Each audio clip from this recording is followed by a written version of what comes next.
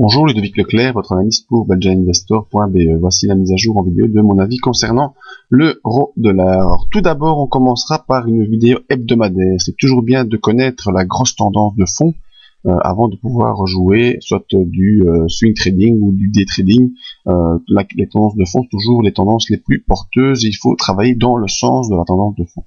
Alors, la tendance de fond ici sur l'euro dollar, eh bien, déjà depuis de nombreuses semaines, elle est baissière. On enfonce au fur et à mesure les niveaux.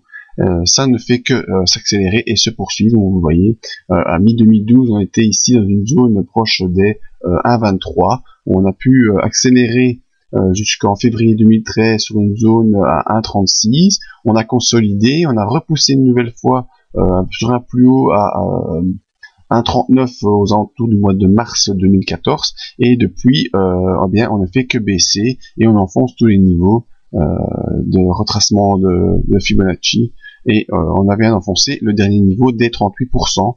Donc il faut chercher des supports forts sous peine de devoir penser réellement à retourner sur la zone des 1,22.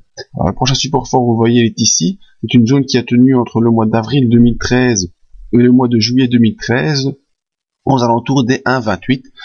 On y est presque, on s'en approche. D'autant plus que cette semaine, ces dernières semaines, si je vous agrandis ce graphique, vous voyez, eh bien, la bande de Bollinger inférieure est complètement ouverte, et on a déjà passé 3 bougies en dehors de ces bandes de Bollinger.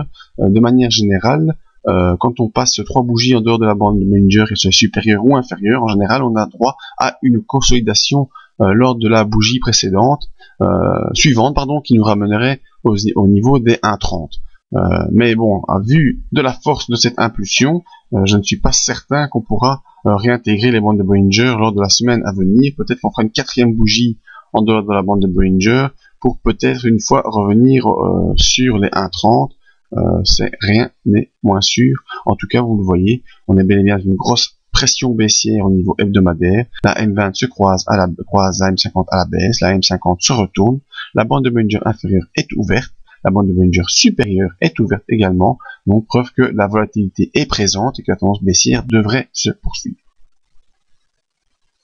Voyons en unité journalière, pour ceux qui jouent un peu la tendance en day trading, et là c'est exactement la même chose, une grosse tendance baissière, la M20 qui fait office de résistance, la M50 qui suit, la bande de Bollinger inférieure est ouverte, la bande de Bollinger supérieure reste latérale, donc ce qui laisse un peu de place à une poursuite baissière, et le support ici, l'objectif baissier qui est visé à mon sens, c'est les 1,28, la zone 1,2892, qui est un objectif baissier qui sera probablement atteint au cours des semaines à venir, avec peut-être un retour ou un pullback sur la zone des 1,31, 1,32 dans les jours à venir.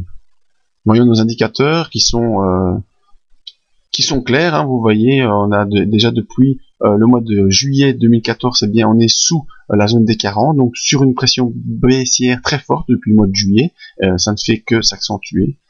Et au niveau du MACD, eh bien, on est sous les zéros déjà depuis un bon moment. On a fait une tentative de retour au-dessus du zéro au mois de début juillet, mais c'était un échec, et on est sous les zéros et on fait des croisements baissiers. Ici, petite réaction technique, mais qui n'a pas mené à grand chose, et vous voyez qu'on poursuit également sur le MACD, et encore une grosse accélération du MACD qui n'a pas de fin. Il n'y a pas de point zéro. Le point zéro, c'est le point central. Au-dessus, en dessous de ce point zéro, il n'y a pas de limite. Le MACD peut aller jusqu'où il veut sans s'arrêter. Donc ici, on est toujours en pression baissière avec une grosse accélération et pas de signe de retournement. Donc cela nous fait penser que il n'y aura pas de retour haussier à prévoir dans le court terme, c'est-à-dire que bien si on a un retour haussier, il sera purement technique et devrait se limiter à la moitié de cette grosse bougie noire, qui sera une grosse barrière à franchir. Donc la moitié des grosses bougies noires, c'est aux environs des 1,30, 1,30-40, pas plus haut, si on a une réaction haussière. L'objectif est bel et bien la zone des 1,28 qui, je l'espère, à la limite, ça ne me regarde pas, mais qui ne devrait pas être franchi, sous peine de devoir accélérer encore beaucoup plus bas et retourner ici dans une zone proche des 1,22, 1,21. Donc c'est vraiment une zone très très basse. Donc c'est prochaine zone de support très forte est ici, sur les 1,28. Donc la tendance baissière sur l'euro-dollar devrait se poursuivre dans le court et le moyen terme.